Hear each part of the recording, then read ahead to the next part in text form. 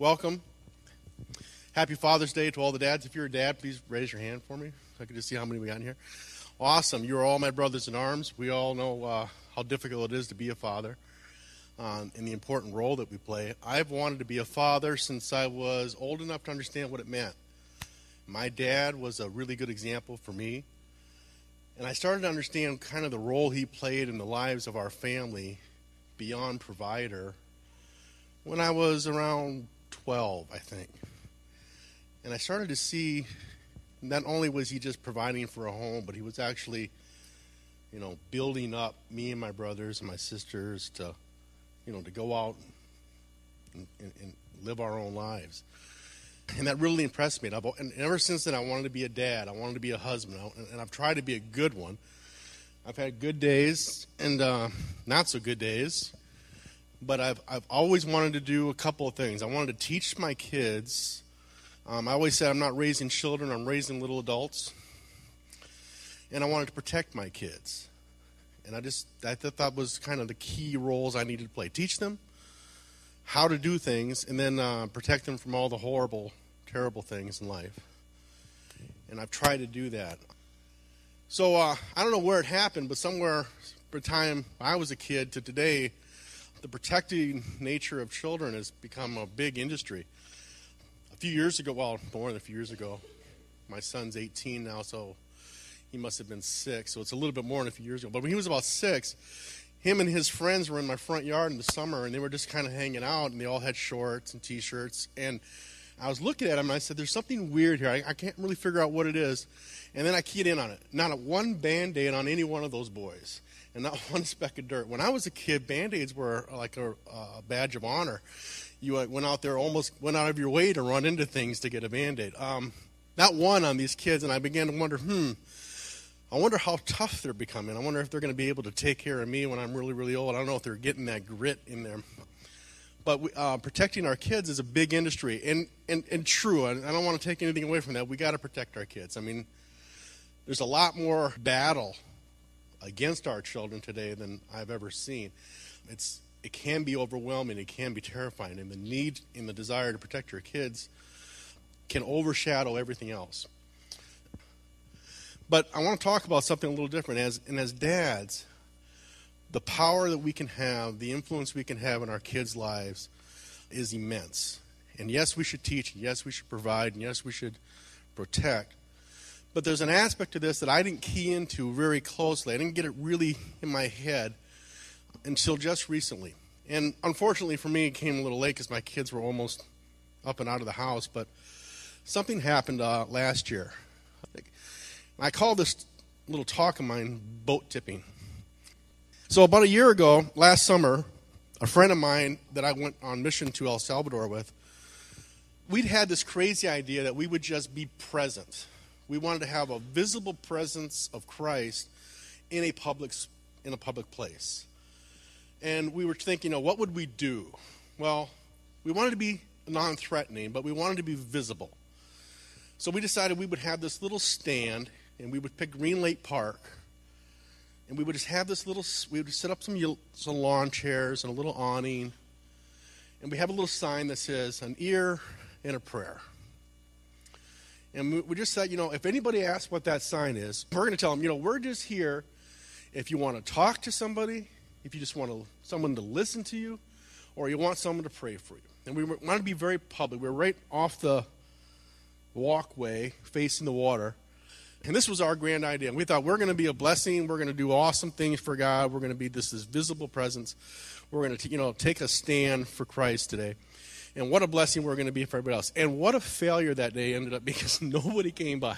Everybody looked at us. And I don't know if you've ever been to Green Lake Park. It was my first time to Green Lake Park. If you're a people watcher, if you like watching people, that's not a bad place to go. The best place I've ever been was San Francisco. Green Lake Park was pretty close. But nobody wanted to come talk to us, but one person did, but she just wanted to talk to us a little bit, and then she moved on.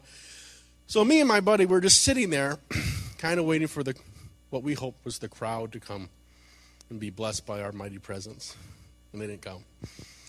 And I was beginning to feel a little discouraged and a little frustrated. And then as we're doing this, I'm seeing out in the water this father and son.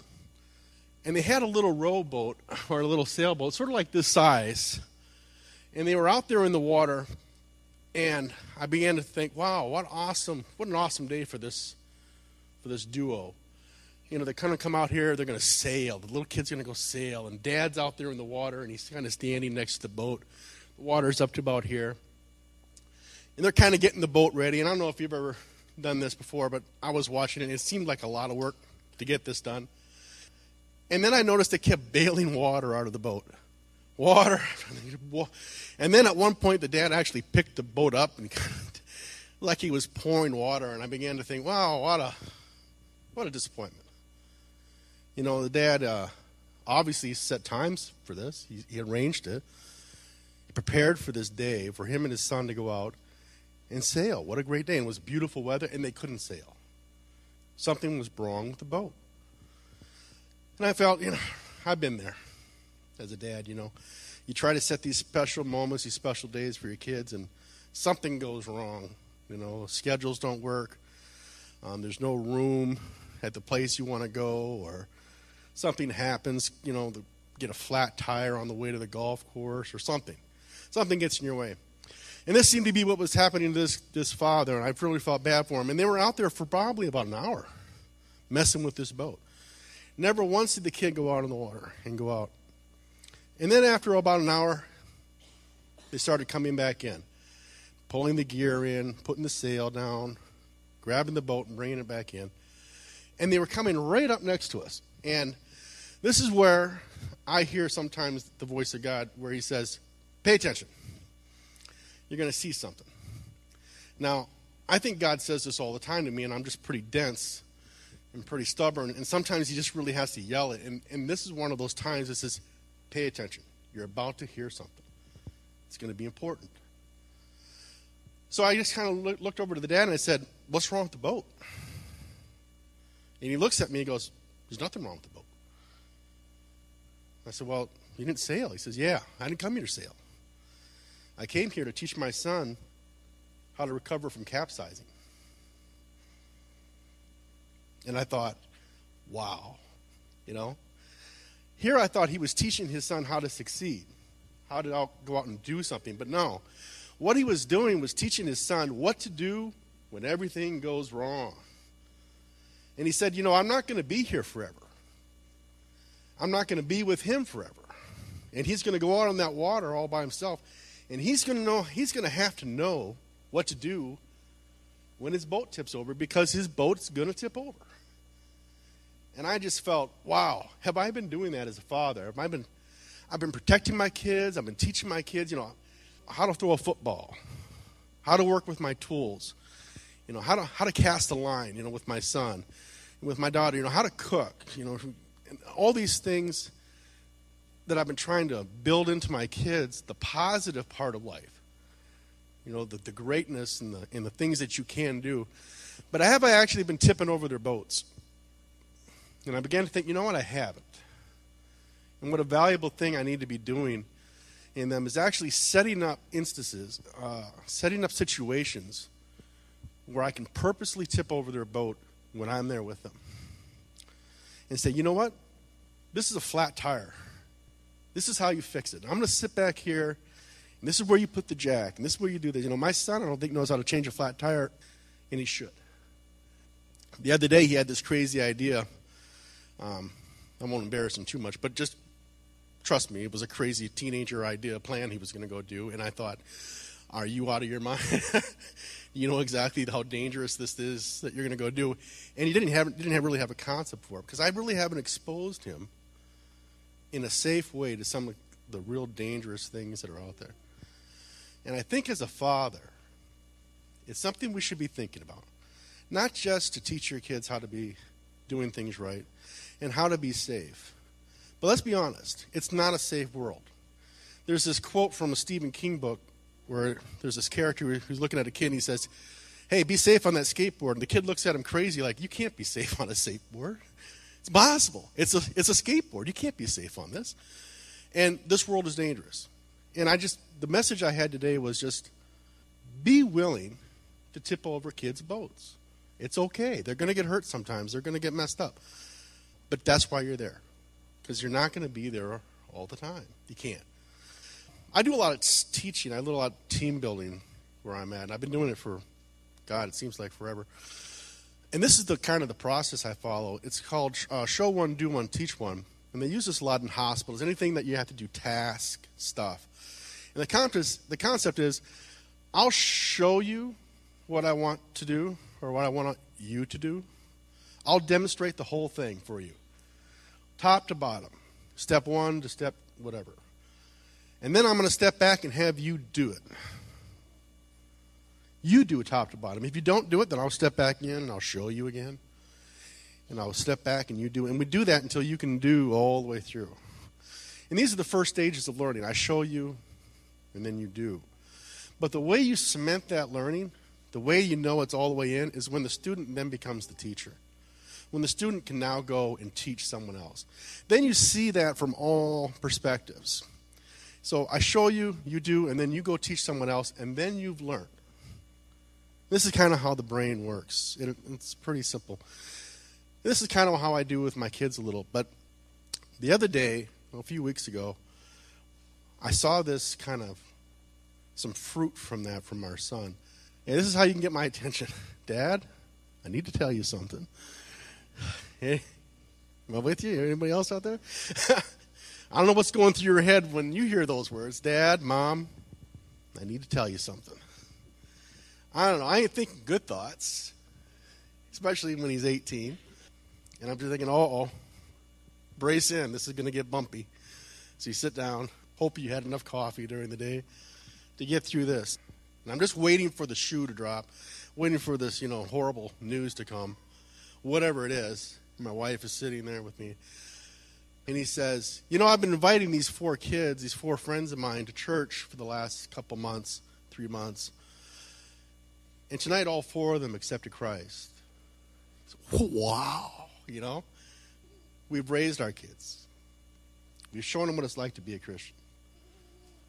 And we've given them opportunities to go out and be Christians. We've taken them on missions. We tried to live that life. And how I know that starts to come through is when I see it in my daughter, who's in UWT, and she's involved in many Christian activities there. And then when my son comes in and says, you know what? I helped lead 4 other people to the cross. They had to make a choice when they were there, but I was part of that, and I felt really good about being part of that. And I thought, you know what? It's working. I can see it. And this is how you know the teaching you're having with your children is working. Not that they can repeat what you said to them back to you, but they're actually going out and teaching other people what you're teaching them. And I can tell you that tipping boats has got to be a part of that. Validation for who you are, a lot of that comes from your Father. Your Heavenly Father, of course, and your earthly Father too. But wisdom comes from living the experiences of life. You got to go out there and live it. You got to actually do it. And sometimes you got to get dirty, and sometimes you're going to get cut, and sometimes you're going to get hurt. And it's better to do it when you can get healed faster. It's better to do it when you have your parents and your support around you that can. What do you do then? My boat's tipped over in the middle of the water. Now what do I do? And I just, as parents, as fathers, I just want to encourage you today to not let this part of fatherhood scare you. That makes sense? Well, I can tell you, Jesus is a big boat tipper. If you read the scripture and how he deals with his disciples, he's always tipping over their boats. Good example is Peter on the water with Christ, walking on the water. When Peter falls into the water, that wasn't the lesson. The lesson was, what do you do next? And when Jesus sent the disciples out to cast out demons, there was a particular one he couldn't get. Mark 9. They said, why couldn't we get this one? We went out there and we were humiliated. We went out there to do what you told us to do. We've done it before. We've cast out demons before. We've healed people before. We've done it in your name and it's worked. But this one didn't work. What happened? And Jesus was right there. He says, no. You don't understand. This one, this particular type can only be done this way. Let me show you how that's done. Your boat's tipped over. You've been humiliated in front of the crowd. You feel like you're a loser. No. Let me tip your boat back up. This is how you get through this. Because Jesus also knew he wasn't going to be with them forever. And Jesus was a boat tipper. And I like to be a bull tipper. Just make sure we do it when we're with our kids. Does that make sense?